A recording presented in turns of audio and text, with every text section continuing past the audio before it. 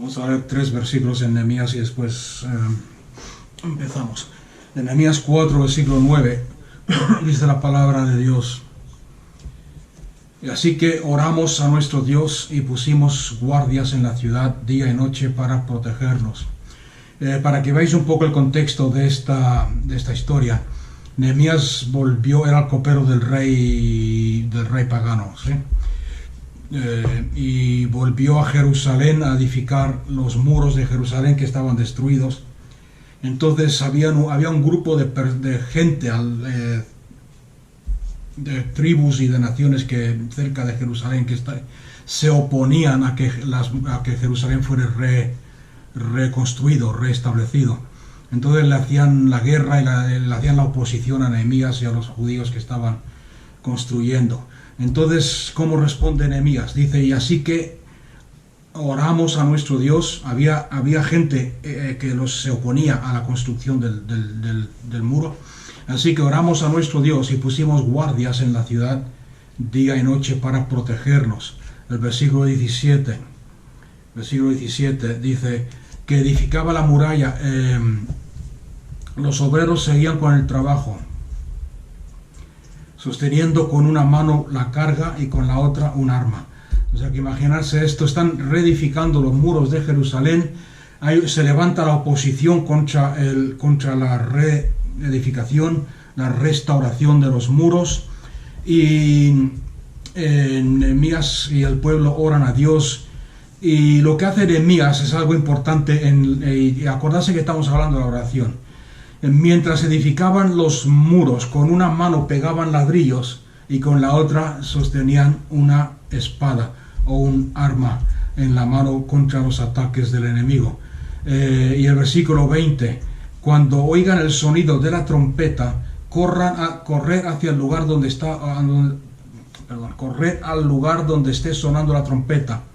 Entonces nuestro Dios peleará por nosotros. O sea que quiero que veas esos 3 versículos y ya os podéis imaginar de qué vamos a hablar hoy. Están edificando, restaurando, avivamiento, lo que tú quieras llamarlo, restaurando las murallas de Jerusalén.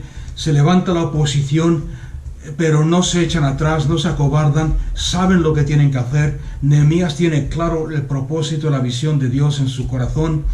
Y siguen edificando sin acobardarse, siguen edificando el muro, pero con una mano van pegando ladrillos, haciendo mezcla, edificando y reparando el muro, y en la otra mano llevan un arma, una lanza, una espada, para hacer guerra contra toda la oposición que se levanta contra la voluntad de Dios. Y en el versículo 20, otro punto importante, cuando oigan el sonido de la trompeta, corred hacia el lugar donde suene la trompeta. ¿Y por qué? Porque nuestro Dios peleará por nosotros. Vemos aquí la batalla y la cooperación. Quiero hablar, si llegamos con tiempo, porque es un tema, por lo menos para mí, bastante importante, y quiero que quede claro en nuestra mente, en nuestro corazón, el poder de la oración. Y no sé si la semana pasada visteis algunos puntos importantes de que la oración es mucho más que darle gracias a Dios por la comida y orar antes de acostarse. En paz me acostaré y asimismo dormiré, porque tú me guardas, Señor, y gracias por estos alimentos que nos das, y bendice a los misioneros en África y la oración es mucho más que eso. La oración, vimos la semana pasada, que es comunión con Dios. Mantener una relación y una comunión con Dios, conversación con Dios, día y noche, estemos haciendo lo que estemos haciendo, aprender a mantener esa comunión con Dios. Vimos también de que la oración es sumisión. La sumisión en el sentido de que algunas personas me preguntaron después a qué te referías en cuanto a la sumisión. La sumisión es someter tu voluntad a la voluntad de Dios, es someter las circunstancias y los pensamientos que te vengan a lo que dice la palabra de Dios. Si la palabra de Dios dice, yo soy tu Si la palabra de Dios dice, por ejemplo, tú has sido hecho la justicia de Dios en Cristo Jesús, y tu mente, seguro que tu mente y Satanás te van a decir, no, porque yo me siento pecador, yo soy pecador, yo peco siempre, yo soy débil, que la carne es muy fuerte, las típicas palabras que salen de la boca de muchos creyentes. Entonces la sumisión es decir, no. La palabra de Dios dice que soy la justicia de Dios, entonces someto mis pensamientos, los pensamientos que Satanás está poniendo en mi cabeza, lo que mi cuerpo está sintiendo, a la obediencia a la palabra de Dios, que es lo que la palabra de Dios dice. Y al final terminamos viendo la petición. Una parte importante de la oración, la petición: pedid y se os dará. Si no, no recibís porque pedís mal. Pedir y se os dará, la petición. Quiero ver un punto ahora importante, que es la cooperación. La oración es cooperar con Dios. La oración es cooperar con Dios. Y esta es una parte de la oración que no se entiende mucho. En todos los años que yo llevo en el cristianismo, desde que era joven, con 13, o desde que nací, la verdad es que nunca he escuchado un estudio sobre cooperar en oración. La cooperación en oración, y no digo que no haya por ahí maestros o pastores que lo enseñan, pero cooperar con Dios, la comunión, la sumisión y la petición, todas ellas se ponen en orden, si queréis decirlo así, se ajustan al punto, para mí, el más importante de todo, que es la cooperación, cooperar con Dios. Cuando cooperamos con Dios, primero tenemos que tener comunión con Dios. Cuando cooperamos con Dios, tenemos que someter lo que yo quiero, lo que yo siento, lo que yo veo, las circunstancias, a la voluntad de Dios y a lo que dice su palabra. O sea que, no sé si me estoy explicando claramente, pero la oración es cooperar con Dios.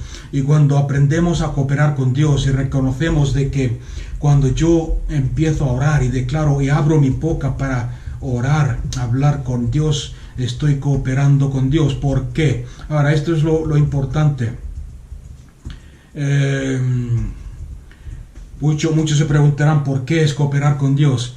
Acordarse que cuando Adán y Eva pecaron, vendieron su señorío.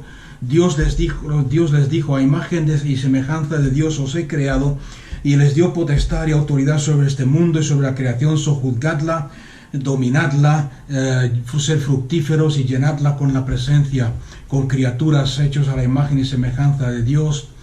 Sin embargo, se rebelaron contra Dios y le entregaron ese señorío, esa autoridad, ese dominio a Satanás. Perdón. Ahora, como Jesús mismo dijo en una ocasión, y Pablo también lo menciona, Satanás se convirtió en el Dios o en el Señor de este mundo.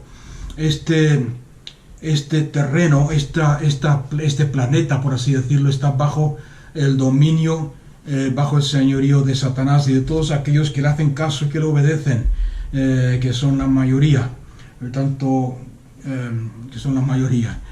Entonces, ¿qué es lo que pasa? Que Dios es un Dios legal, y cuando Él quiere hacer algo en esta tierra, cuando Él quiere cumplir su voluntad y sus planes aquí en esta tierra, tiene que hacerlo a través de alguien que viva aquí en este planeta, que esté en comunión con Él. ¿Os acordáis de la oración como comunión? Y veis cómo todo encaja. Tiene que tener comunión, tiene que contar con alguien que tenga comunión con Dios. Entonces a esa persona Dios le da la palabra, y empieza a dibujar un cuadro con palabras, empieza a dibujar una visión, si queréis llamarlo así, un propósito con esas palabras. Y cuando el hombre que tiene comunión con Dios las suelta y las declara, entonces la voluntad de Dios, el propósito de Dios se va cumpliendo aquí en esta tierra. ¿Por qué? Porque esta tierra este planeta fue creado por palabras. En el principio era el verbo era con Dios y el verbo era Dios. Todo lo que existe, todo lo que se ve, fue creado por Él y para Él y en Él. Y nada de lo que hay existe si no es en Él. fue creado por la palabra. Dios que llama las cosas que no son como si fuesen. Dios que creó el cielo y la tierra y el universo de la nada con el poder de su palabra. El Dios que dijo, sea la luz, y fue la luz. Y es por eso que es tan importante la profecía, es por eso que es tan importante la confesión de la palabra de Dios. Hay muchos creyentes, y seguro que más de uno lo habrá escuchado, a pastores y a maestros que menosprecian la confesión de la palabra. Y muchos de ellos no los juzgo, muchos de ellos con razón, porque es un tema que se ha corrompido, distorsionado a través de los años por algunos, como pasa con cualquier tema de la Biblia, además de la palabra de Dios. Además de que a Satanás le conviene que se corrompa esa enseñanza, igual que todas las demás enseñanzas de poder que hay en la Biblia. No voy a entrar ahora en detalles, pero el hablar en lenguas, la confesión del creyente, la profecía, muchos conceptos que son de poder en la palabra de Dios, que son poder para que la voluntad de Dios se cumpla aquí en la tierra. Satanás, ¿qué hace? Levanta una enseñanza exagerada, levanta una enseñanza un poco corrupta, mezcla verdad con mentira y la distorsiona a tal punto que los creyentes simplemente la rechazan. La profecía, los extremos, la rechazamos, aquí no profetiza nadie. El hablar en lenguas, extremos, no, aquí no está prohibido hablar en lenguas. La confesión, es que los que predican confesión dicen que cualquier cosa que digas te va a ocurrir. Lo descartamos porque eso es magia, eso es brujería, eso no es Biblia. Todo es Biblia, y está en la Biblia todas esas cosas. Y a Satanás no le interesa que tú lo sepas ni que lo hagas. Y la razón es por la que estoy tratando de explicar. El Dios de este mundo es Satanás. Para que Dios pueda obrar en este mundo, tiene que hacerlo a través de su cuerpo, a través de su iglesia, a través de un creyente que se atreva a creerle, a escuchar la voz de Dios y a soltarla aquí en la tierra. Una vez que la palabra de Dios ha sido soltada, nadie, ni siquiera Satanás, puede impedirla. Pero mientras esté en nuestro corazón, mientras esté en nuestra mente, Satanás la controla o la impide, o simplemente no puede llevar fruto ni el resultado deseado por Dios. Entonces, volviendo a la cooperación, oración como cooperación, Dios le habla a la gente, Dios le habla a aquellos que son fieles, y la gente suelta. La Biblia está llena de ejemplos de esto. En la historia de Elías, en 1 Reyes 17, es una 1 Reyes 17 es precisamente un versículo que siempre me ha llamado la atención por el poder que conlleva, por lo que estoy tratando de enseñar hoy. Oración como cooperación. En 1 Reyes 17, versículo 1. Cuando Acab vio a Elías 1 Reyes 17, estoy en el 18. 1 Reyes 17, versículo 1. Ahora bien, Elías, que era de Tisbe en Galad, o sea que se presenta así en la escena de repente, Elías de Tisbita le dijo al rey Acab: tan cierto como que el Señor vive, el Dios de Israel, a quien yo sirvo, no habrá rocío ni lluvia durante los próximos años hasta que yo dé la orden. En otra versión, ¿cómo lo dice?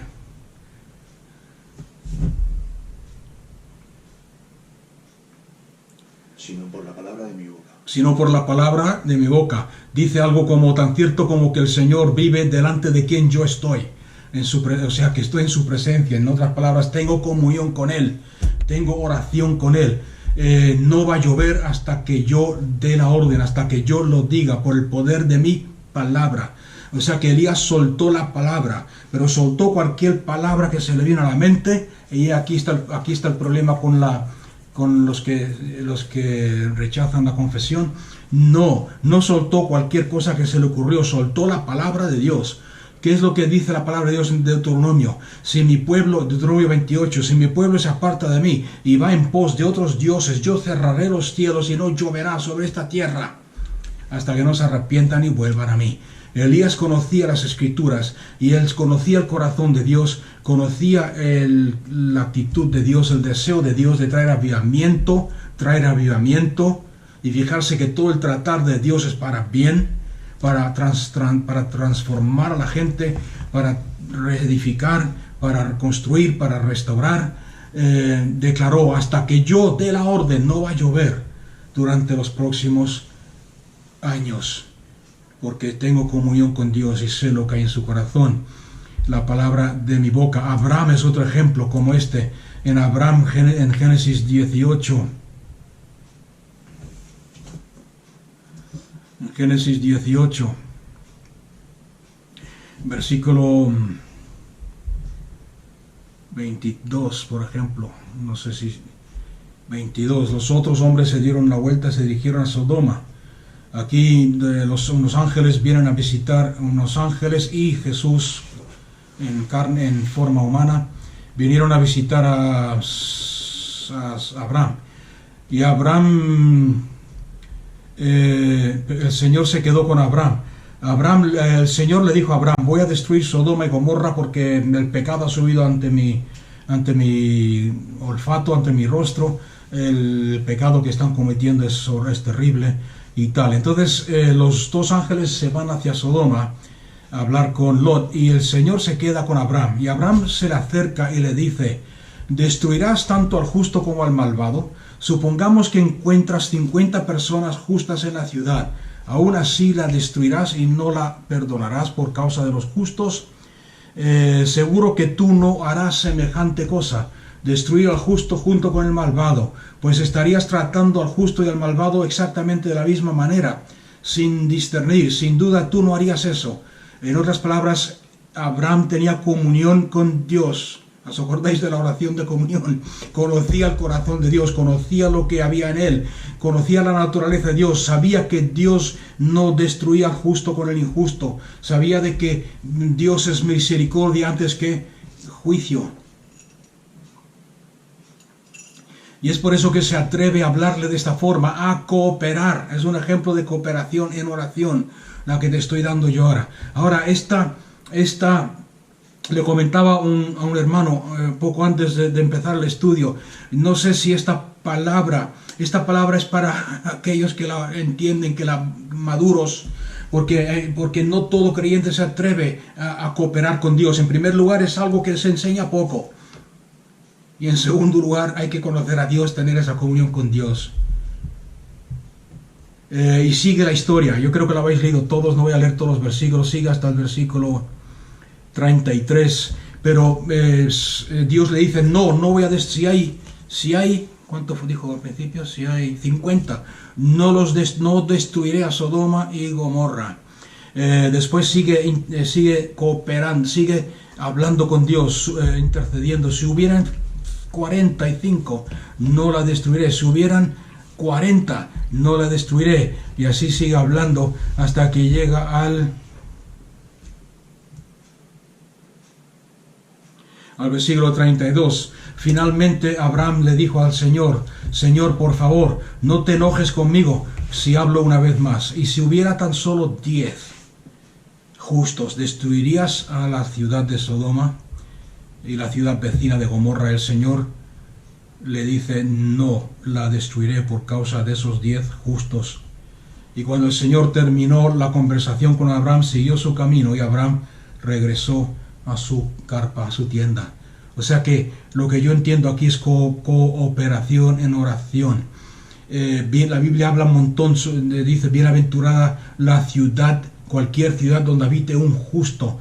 ¿Por qué? Porque donde habita un justo que conoce a Dios, que tiene comunión con Dios, si esa ciudad está llena de pecado, si esa ciudad está llena de perdición, de pecado y corrupción, por ese solo justo, si ese justo coopera con Dios en oración, conociendo el corazón de Dios, Dios está dispuesto a traer salvación, incluso avivamiento y salvación a ese pueblo, a esa ciudad.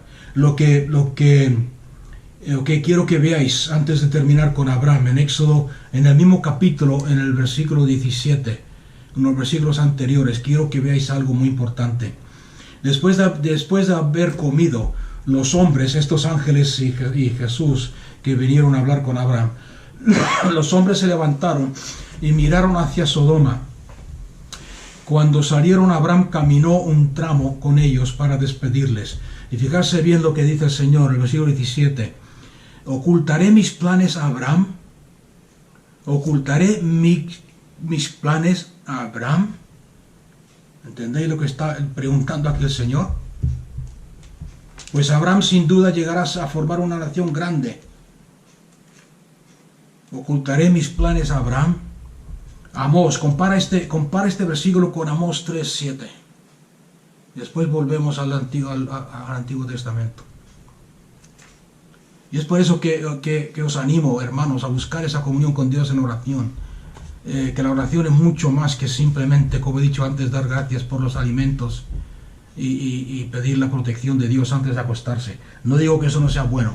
Si lo haces, hazlo. Pero hay mucho más. Espero que lo estáis viendo en Amós. En mi Biblia no está. A ver si lo encuentro. Ahí está. Amós 3:7. Fíjate bien lo que dice aquí. De hecho, y este versículo subrayarlo por favor. De hecho, el Señor soberano. Fíjate bien el título que usa el Señor.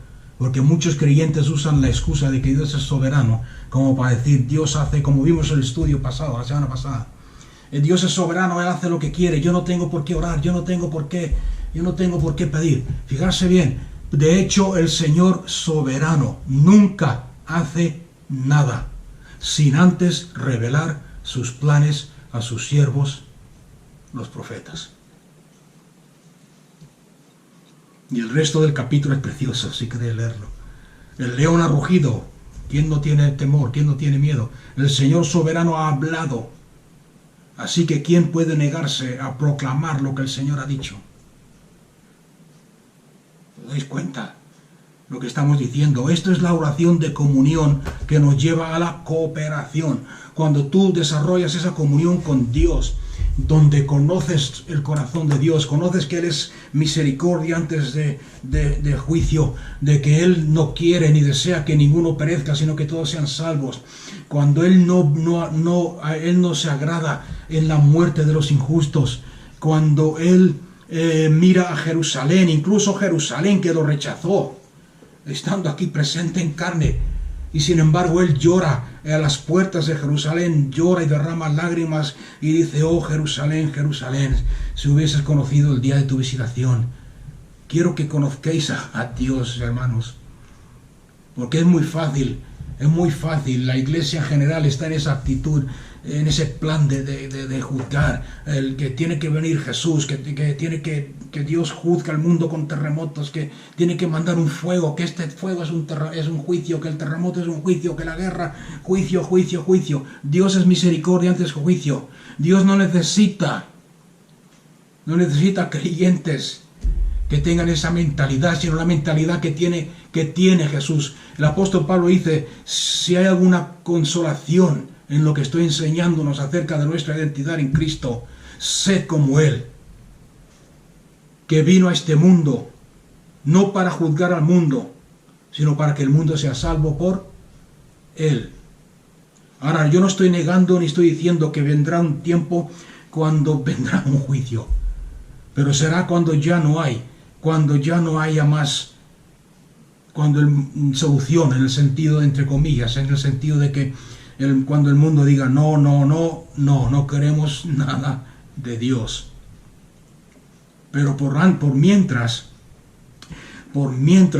Dios está buscando en oración a aquellos que tienen comunión con Él, a aquellos que conocen a Cristo Jesús, a aquellos que conocen el corazón de Dios, a aquellos que no se atemorizan ni se acobardan ni dudan, como dice aquí.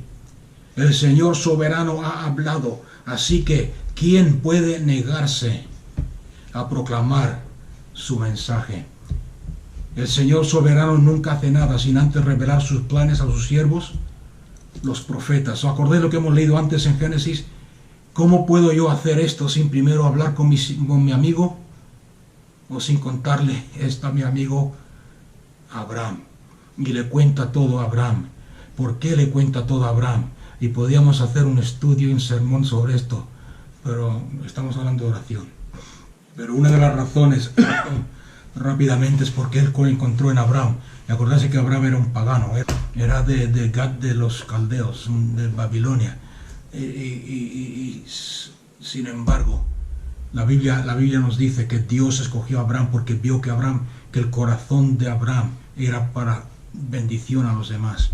Que Abraham era un hombre dispuesto a enseñarle las palabras y las verdades de Dios a sus hijos y a los hijos de sus hijos y bendecir a las naciones. Por eso lo escogió. Ocultaré mis planes a Abraham, dijo el Señor.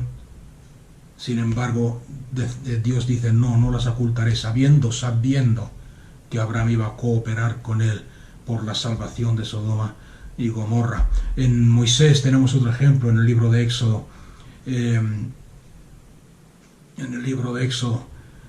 Tenemos otro ejemplo. Podéis leerlo en Éxodo 14, 13 en adelante. En Éxodo 32, 31 en adelante.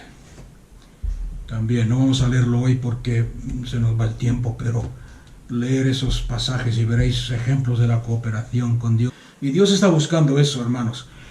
Nuestra oración tiene que ir mucho más allá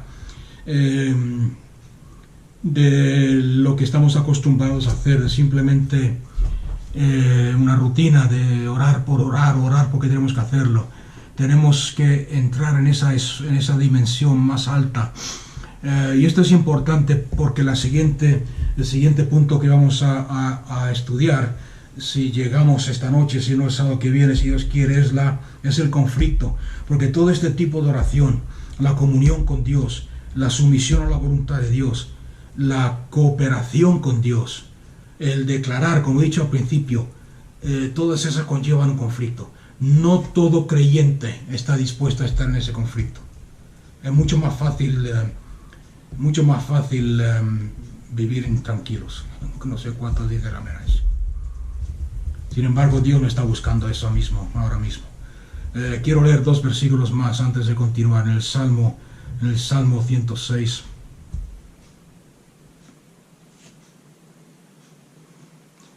No sé si estáis sacando algo de esto, pero para mí es importante, es un aspecto de la oración que se ha perdido, que como he dicho antes no se enseña en general, pero que creo que estamos viviendo en un tiempo en la historia cuando esto es sumamente importante. La voluntad de Dios se tiene que soltar, la voluntad de Dios tiene que llevarse a cabo en esta tierra, la voluntad de Dios tiene que cumplirse, el deseo de Dios tiene que cumplirse.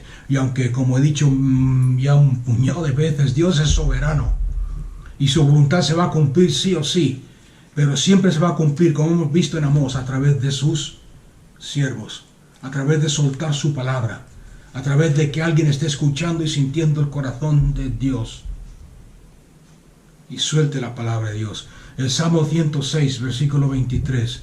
Por lo tanto, él declaró que los destruiría al pueblo de Israel, pero Moisés, su escogido, intervino entre el Señor y los israelitas, les suplicó que apartara su ira y que no los destruyera. Esto lo podéis encontrar en Éxodo capítulo 14. Pero aquí tenemos otro ejemplo más. Moisés, su escogido, palabras importantes. ¿Sabéis quién era Moisés? El hombre que montó una carpa de la presencia o de reunión, aparte del templo. Porque algunas personas creen que era el tabernáculo. No, el tabernáculo estaba por allá. Aparte del tabernáculo, en las afueras del campamento, dice el Éxodo que Moisés levantó una tienda. Y en esa tienda él iba todas las tardes y tenía comunión con Dios. Y en esa tienda, cuando Moisés entraba, la gloria de Dios descendía. Y todo el pueblo se quedaba esperando en la puerta de sus carpas, de sus tiendas, para ver lo que Dios iba a hablarle a Moisés. Y cuando Dios hablaba con Moisés y Moisés con Dios, y esto es algo importante también para los jóvenes de hoy, Moisés volvía al campamento, pero dice Josué se quedaba en la tienda de reunión, en la presencia de Dios. Se quedaba ahí. buscando más y más, aprendiendo a tener esa comunión con Dios. Y es por eso Moisés es una de las pocas personas en la Biblia que es conocido como amigo de Dios. Es una de las pocas personas que Dios mismo dice: yo hablo con Moisés cara a cara, como un hombre habla con su amigo. Y es comunión. Otra vez vamos a la comunión. ¿Os dais cuenta cómo la comunión, la oración es comunión con Dios, nos lleva a cooperar con Dios? Conoces el corazón de Dios. Conoces el corazón de Dios.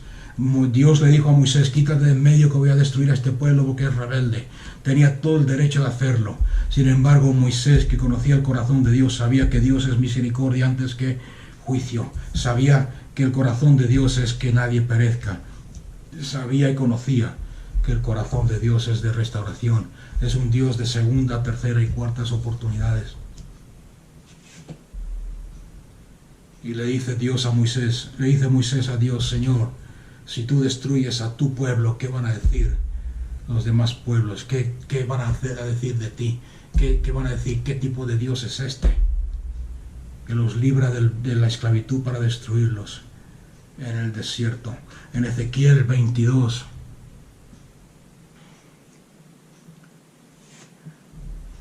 Ezequiel 22:30. Aquí está hablando Dios a través del profeta y dice: busqué a alguien que pudiera reconstruir la muralla de justicia. Fíjate bien las palabras, esto es Antiguo Testamento. Alguien que reconstruyera la muralla de justicia que resguarda al país. Busqué a alguien que se pusiera en la brecha de la muralla para que yo no tuviera que destruirlos. Pero no encontré a nadie. Por eso ahora derramaré mi furia. ¿Os dais cuenta cuál es el deseo de Dios? Para que yo no tuviera que destruirlos. Ese es el deseo de Dios. Pero para poder obrar tenía que encontrar a alguien que se pusiese en la brecha que se había hecho, en la muralla de justicia. La justicia de Dios con el hombre. El sacrificio de Cristo. Hay una brecha que el mundo no conoce. Hay una brecha que la misma iglesia no conoce. El poder de la cruz de Cristo, el poder de su resurrección, lo que significa la justificación. Es por eso que no hay nadie que se ponga en la brecha. Y Dios dice: aunque yo no quiera que el hombre perezca, no puedo hacer nada, porque no hay nadie que cierre esa brecha que se ha abierto en la muralla de justicia. No hay nadie que esté declarando la verdad. No hay nadie que esté declarando, Señor, no destruyas a esta nación, porque tu Hijo Jesús murió por ella en la cruz del Calvario y derramó su sangre. Señor, no destruyas a los pecadores, incluso aquellos que te rechazan, porque la sangre de Cristo ha perdonado sus pecados. Solamente que no lo saben. Abre sus ojos, quita las vendas que están sobre sus ojos, puestas por Satanás, puestas por el diablo, para cegarlos, para que no vean la gloria de tu amor. ¿Está escuchando a alguien? Y aquí no está hablando de intercesión. Hay muchos que usan este versículo para hablar de intercesión. El ministerio de intercesión. Yo os digo claramente y sinceramente que no existe tal cosa en la Biblia. Hay muchos que han hecho un gran negocio, un gran ministerio sobre la intercesión, a luchar y a atar y a desarmar y a destruir demonios y etcétera, etcétera, etcétera. Atando al hombre fuerte y echando abajo a las fortalezas. No, aquí no está hablando de eso. Fijarse bien, ¿cuál es el muro que está roto? La justicia de Dios. ¿Cuál es el muro que nos está viendo, que nos está enseñando, que nos está edificando? Construyendo la justicia de Dios. ¿Qué es lo que ha hecho Jesús en la cruz del Calvario? Ahí está la brecha. En otras palabras, ponernos en cerrar esa brecha, empezar, no atar y desatar, no a destruir y echar bajo fortalezas, sino a declarar. Acordarse la semana pasada que vimos que la oración tiene todo que ver con Cristo Jesús y que Dios solamente nos escucha por medio de Cristo, por lo que Cristo hizo, por sus beneficios, por sus excelencias, por su gracia, por sus virtudes, no por las nuestras, por su justicia, por su sacrificio en la cruz y por su amor. Y hace falta que alguien se ponga en esa brecha del que se ha roto, se ha abierto en la muralla de justicia y empieza a declarar delante de los demonios, delante de la gente, delante de todas las gobernantes y potencias: esto es lo que Cristo Jesús ha hecho en la cruz del Calvario.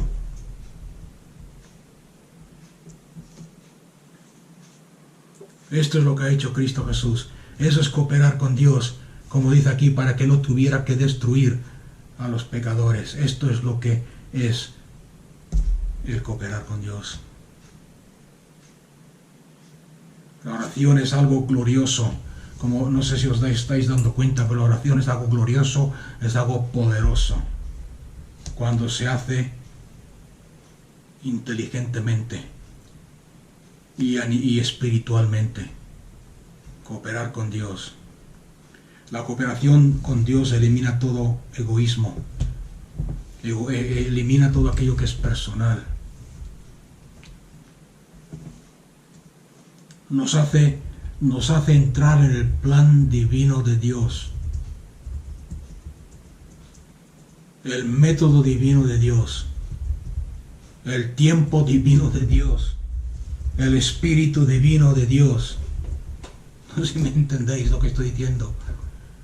Cuando tú estés orando, y vamos a ver, ya se nos ha ido el tiempo, la semana que viene, si Dios quiere, vamos a ver el conflicto, la batalla, el conflicto de la oración. Pero os vais a dar cuenta cuando entréis en la oración, no como algo que tengo que hacer, no presentando mi lista de compra ante Dios. Señor, santifica los alimentos, Señor, bendice a mi hermano, a mi hermana y a mi cuñado y a nadie más. Bendice tal. Una vez que pasemos todo eso. Hace poco leía un predicador del siglo pasado que dijo esto. Dijo: no has orado hasta que hayas orado. Y me llamó la atención y dije: ¿qué quiere decir con eso? Y después, pensando y meditando y estudiando la palabra de Dios, me di cuenta que lo que quiso decir con eso es que muchas veces lo que nosotros llamamos o empezamos haciendo lo que nosotros llamamos oración es simplemente el preludio, es simplemente el entrar en la presencia, es simplemente el calentar motores, no sé si me entendéis, es simplemente porque si tú en ese preludio no te cansas y empujas más allá de los límites, más allá de los límites de tu carne. Y no quiero entrar en detalles porque quiero enfocarme en esto la próxima semana, pero te vas a dar cuenta que la oración entra en un nivel diferente, que tú mismo te sorprendes. En mi caso personal, yo oro a veces, estoy orando y pido por mis hijos y pido por las iglesias y oro por los pastores que conozco y oro por la iglesia de Cristo y oro por el preludio y de repente me doy cuenta que estoy orando a lo mejor en lenguas, en el espíritu, o estoy orando cosas que no tenía en mi plan, no tenía en mi lista de compra. Estoy orando y estoy profetizando y me vienen conceptos y empiezo a orar esto y lo otro, empiezo a orar estrategias y empiezo a orar tiempos y empiezo a orar. ¿Por qué? Porque he entrado en esa cooperación con Dios, he entrado en el espíritu divino de la oración, en el plan divino de Dios, en el método divino de Dios, en el tiempo y en la disposición de Dios, cuando Dios quiere soltar esa palabra y necesita alguien que la suelte, alguien que la ore, alguien que la declare. Y esto es parte de todo esto que estamos hablando hoy, es parte de la oración efectiva. Y no estoy diciendo que cualquier otra oración no sea correcta. Sí, puede ser correcta lo que estás pidiendo. Puede ser que lo estés pidiendo de la forma correcta. Puede ser que lo estés pidiendo incluso en el momento correcto. Sin embargo, no estar ayudando ni cooperando con Dios, porque lo estás pidiendo en el espíritu incorrecto. no en el Espíritu de Dios. Y la oración que coopera con Dios es un ajustar en nuestro espíritu, en nuestra mente, en nuestro ser, todas estas cosas, ajustarlas para que cooperemos con Dios. Para orar se necesitan entonces, y estos son factores esenciales, importantes para la oración, el deseo, desear orar. En segundo lugar, necesitas fe, porque es necesario que aquel que se acerca a Dios crea que Dios es, y que es galardonador de los que le buscan en oración. Y en tercer lugar, tienes que tener voluntad. Pensar en esas tres cosas: deseo, fe y voluntad. Y cuando unimos la comunión con la sumisión y con la petición, entramos en lo que yo llamo cooperación. La Biblia lo llama cooperación con Dios. He dicho antes que, como dijo este predicador en su libro, no hemos orado hasta que has orado. Y muchas veces Dios requiere que nosotros tomemos la iniciativa. Que nosotros tomemos la iniciativa. Y una vez que hemos tomado la iniciativa, que es el deseo, yo quiero orar, yo me voy a orar, yo voy a dedicar tiempo a la oración. Y empezamos a orar con nuestros pensamientos, empezamos a orar con lo que sabemos, empezamos a orar por los hermanos y por los santos y por las necesidades. Y llega un momento que el Señor se pone, una vez que hemos tomado la iniciativa, se pone de nuestro lado, se pone al lado nuestro. Y te das cuenta que cuando Él se pone al lado tuyo en la oración, hay un fluir de su espíritu.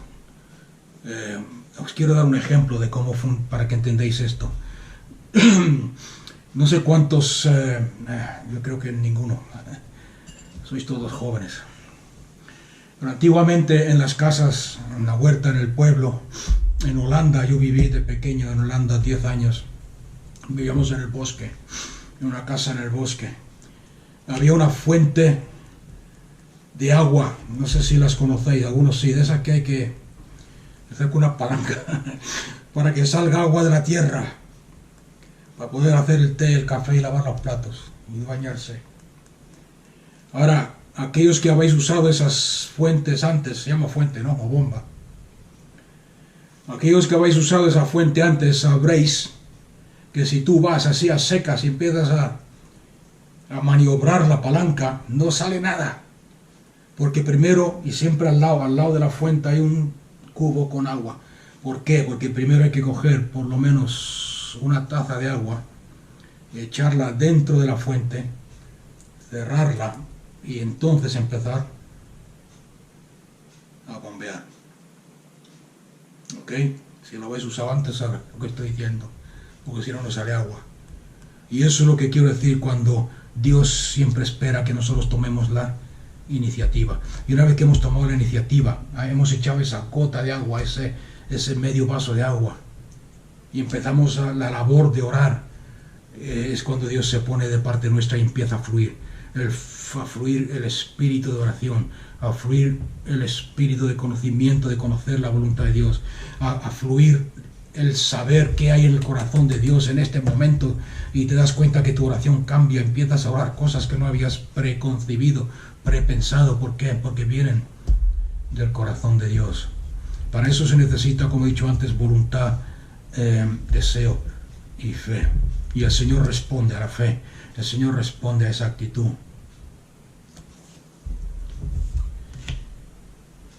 Y muchas veces es posible de que Dios no responda porque no ve ese deseo en nuestras vidas, o porque no ve esa fe en nuestras vidas, no ve esa agua que hemos puesto primero para activar la fuente, la bomba de agua, para que fluya agua con libertad.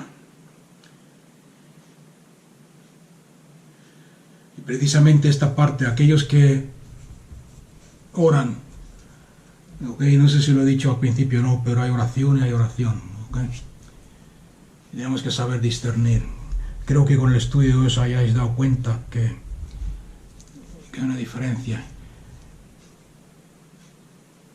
Cuando hablamos de este tipo de oración, muchos os habréis dado cuenta que hay un gran nivel de desánimo en la oración. Cuando empezamos a orar, desánimo. Empiezas a orar, falta de ganas, desánimo. ¿Qué más se siente? No sé, todo lo que te puedes imaginar en el cuerpo. Y el peligro. ¿Os acordáis que he dicho antes que empezamos a orar por nuestra cuenta, por nuestra voluntad? Empezamos a orar y después, y aquí está el peligro, que si tú no aprendes a que después de la oración está la oración, el peligro está en que dejes de orar antes de que entres en eso. ¿Me he explicado bien? Antes de que entres en esa etapa. ¿Por qué? Porque empezamos a orar y nos sentimos desanimados, nos llega el cansancio, nos llega esto, lo otro. Parece ser que nuestras oraciones no llegan a ningún lado, que no están cumpliendo nada. Y sin embargo el Señor está esperando y observándonos que cojamos esa gota de agua y la pongamos en la bomba para que al cooperar con Dios fluya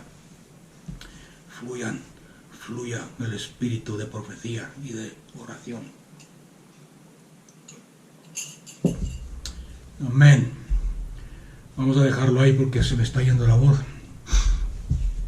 y porque quiero enfocarme de lleno en el siguiente punto que creo que es importante, que es el conflicto, la lucha de la oración, el conflicto de la oración. Padre, te doy gracias por tu palabra, te doy gracias por el estudio de hoy, te doy gracias por aquellos que, Señor, están escuchando en directo y los que van a escucharlo después. Que sea tu Espíritu el que nos dé entendimiento. Señor, que sea tu Espíritu el que nos dé entendimiento y sobre todo que nos dé el valor, Padre Santo, y que vivamos conscientes de la victoria que tenemos en Cristo Jesús. Padre, porque si nos vivimos conscientes de la victoria que Cristo Jesús logró en la cruz del Calvario, somos muy pocos los que nos vamos a atrever a meternos en este tipo de oración, porque el conflicto es grande. Padre, declaro una bendición sobre mis hermanos, en el nombre de Jesús tu Hijo. Amén.